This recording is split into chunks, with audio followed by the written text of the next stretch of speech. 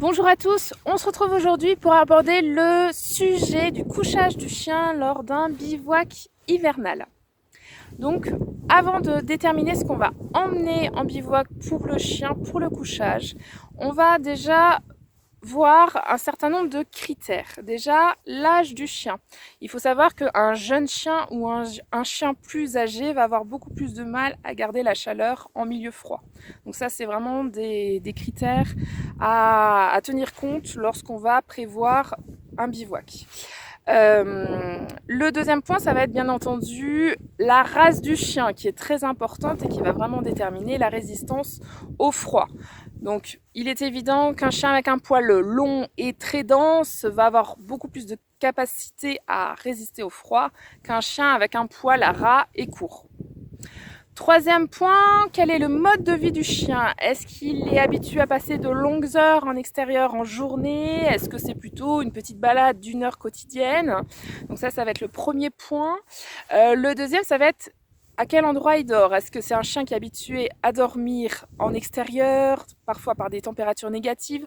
Dans ce cas, évidemment, ça sera plus facile pour vous de faire la transition en bivouac. Voilà, il aura moins de difficultés à gérer le froid. Par contre, si c'est un chien qui, comme notre opaline, est habitué à dormir dans la maison, il est évident qu'il va falloir adapter ça, puisque le chien est habitué à dormir dans un milieu chauffé, et il va falloir bien sûr le prendre en compte lors de la préparation de votre sac de trek. Le quatrième point, ça va être également le poids du chien. Si c'est un chien qui est plutôt maigre ou en surpoids, ce sont des chiens qui vont avoir plus de mal à résister au froid. Le petit chien qui est maigre va avoir du mal parce qu'il n'aura pas de calories à brûler pour se protéger du froid. Et le chien qui est en surpoids, il va avoir du mal à se déplacer et donc également à brûler des calories pour se protéger du froid. Donc voilà, ça c'est vraiment des critères à prendre en compte lorsque vous choisirez l'équipement pour votre chien lors d'un bivouac hivernal. Donc voilà, nous de manière générale, Opaline, donc c'est un berger australien qui a un poil, on va dire, long et assez dense. Voilà, c'est pas du tout une chienne frileuse. À la maison, on a un poil, elle n'est jamais couchée devant le poil. Voilà, pour autant, je lui emmène lorsqu'on part en trek hivernal du matériel pour elle. Puisque donc assez rapidement, donc je me suis rendu compte, voilà, quand on est dans des températures négatives jusqu'à moins 10 degrés ou plus, qu'il est vraiment nécessaire et important que le chien ait aussi un minimum d'équipement, voilà, pour qu'il ne passe pas un moment difficile à vos côtés, que ce soit aussi pour lui un moment dans lequel il peut se sentir bien, le moment de la nuit, au moment du couchage. Donc je vous présente tout de suite l'équipement que j'emmène avec moi. Le premier objet qu'on emmène avec nous, c'est le matelas mousse. Un matelas mousse pliant de chez Decathlon, avec un très bon rapport prix, poids, isolation. C'est un matelas qui ne coûte que 12 €. Qui ne pèse que 370 grammes et qui a une air-value de 2,10. Donc la air-value, c'est quoi?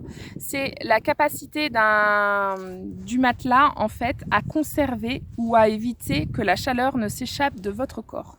Donc c'est vraiment un élément très important pour le couchage, que ce soit pour l'homme d'ailleurs ou pour le chien en hiver. C'est très important le matelas. Si vous avez un mauvais matelas et un excellent duvet, vous allez passer une très mauvaise nuit.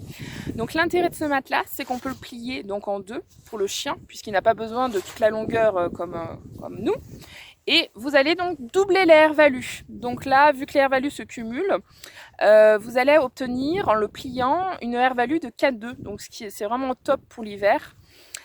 Donc là, même si votre chien n'a rien d'autre que ce matelas, au moins il sera isolé du sol et il pourra passer une bonne nuit à vos côtés. Donc voilà pour le premier objet. Donc le deuxième élément qu'on emmène pour Opaline pendant nos treks hivernaux, donc c'est un sac de couchage pour chien. Donc c'est un sac de couchage que j'ai trouvé sur Amazon de la marque Eastjoy au prix de 28,99 €, donc je trouve ça un prix relativement raisonnable. Je dirais le seul inconvénient de ce duvet, c'est qu'il est quand même, vous le voyez, assez volumineux. Donc malgré qu'il soit pas si lourd que ça, il pèse 870 grammes. C'est vrai que en hiver, on a déjà tendance à avoir plus de matériel. Donc je dirais c'est le seul point négatif, c'est qu'il prend un petit peu de place dans le sac. Donc sinon, c'est un duvet extérieur polyester, intérieur polaire. Donc voilà, là, ça passe en machine, donc c'est super facile. Si votre chien le salit pendant un trek, vous le passez à la machine, vous le mettez à sécher et hop, il est de nouveau opérationnel pour la fois suivante. Donc c'est vraiment, enfin moi j'en suis vraiment très contente. Vous l'avez déjà vu sur nos vidéos pendant nos treks précédents, mais je vous mettrai après cette présentation quelques images avec Opaline dans son duvet. En tout cas, elle y passe de très très bonnes nuits. Donc vous voyez, c'est présenté comme ça, donc ça fait vraiment comme un petit sac de couchage, mais un peu plus large que pour nous, on va dire. Et l'intérêt aussi de ce sac de couchage, c'est qu'il se défait, en fait, il se dézippe complètement, comme on peut en faire, si on veut, une grande couverture, vous voyez. Hop. Voilà, il se dézippe vraiment sur toute la longueur. Et du coup, là, on obtient une méga grosse polaire. Bon, on voit pas très bien, mais vous avez compris le principe. Donc voilà, nous c'est ce qu'on utilise en tout cas pour l'hiver. Pour l'été par contre, je n'emmène ni l'un ni l'autre puisque le chien n'a pas besoin de tout ça pour bien dormir l'été. Il n'y a aucun souci. Donc voilà, autrement, j'ai vu aussi qu'une personne utilisait, j'avais trouvé l'idée excellente, qu'elle utilisait en fait une doudoune, tout simplement une doudoune pour homme, donc dans laquelle en fait elle glissait les pattes avant de son chien donc dans les manches, et du coup en fait ça lui faisait vraiment une protection quasi complète, hein, puisqu'il y avait juste vraiment l'arrière-train qui n'était pas inclus dans la doudoune. L'intérêt, je pense, de ce système, c'est que les doudounes de trekking sont généralement ultra compressibles, donc ça prend vraiment peu de volume. Donc par rapport au duvet que je vous ai présenté. L'inconvénient, par contre, je pense que si on prend de la plume, c'est que vous savez que si la plume est en contact avec de l'eau, elle perd toutes ses qualités d'isolation. Donc là, du coup, je peux pas vous dire, j'ai pas testé, mais je pense que du coup, c'est un peu plus compliqué. Moi, il arrive que Opaline soit complètement ou en partie trempée. Hein, je lui mets sa petite serviette microfibre par-dessus, mais des fois, elle se couche plus ou moins un petit peu mouillée dans le duvet. Donc là, du coup, je pense que ça peut être peut-être problématique par rapport à ça. Après, il existe aussi des duvets synthétiques, alors qui seront peut-être un poil plus volumineux.